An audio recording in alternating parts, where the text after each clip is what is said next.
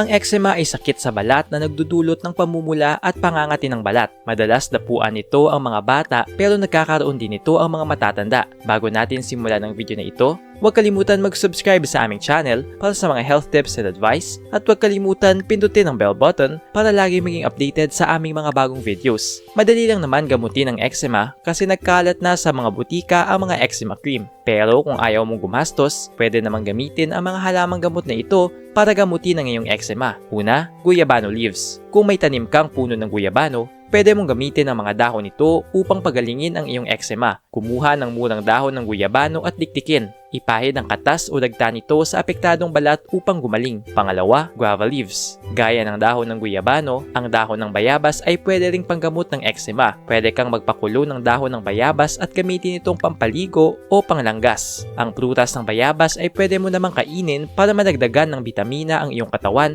upang kuminis ang iyong kutis. Pangatlo, madre de cacao leaves. Ang madre de cacao ay may mabahong amoy pero ito ay epektibong halamang gamot para sa eczema. Ang mga dahon nito ay may taglay na antifungal properties na mabisang gamot sa kahit anong skin disease gaya ng eczema. Kahit nga sa mga alaga nating hayop na may galis-galis ay epektibo ang madre de cacao. Pang-apat, acacia. Kung may puno naman kayo ng acacia, pwede kang kumuha ng tree bark nito para ipanggamot sa iyong eczema. Gayatin o diktikin ang tree bark nito upang maging maliliit na piraso. Pagkatapos ay pakuluan ito at gamiting panglanggas sa iyong eczema. Pang-apat, aloe vera. Ang taong may eczema ay madalas nagkakaroon ng dry skin na pwedeng magsugat pero gamit ang gel na mula sa aloe vera, tinutulungan ito na i-moisturize ang iyong balat. Bukod sa natural moisturizer ito, ang aloe vera ay may taglay na antibacterial properties at may kakayahang pagalingin ang anumang sugat sa balat para hindi ka magka-impeksyon sa balat. Panglima, moringa o malunggay. Ang langis na gawa sa moringa o malunggay ay nakakatulong para pagalingin ang iyong eczema. Meron kasi itong anti-inflammatory at antibacterial properties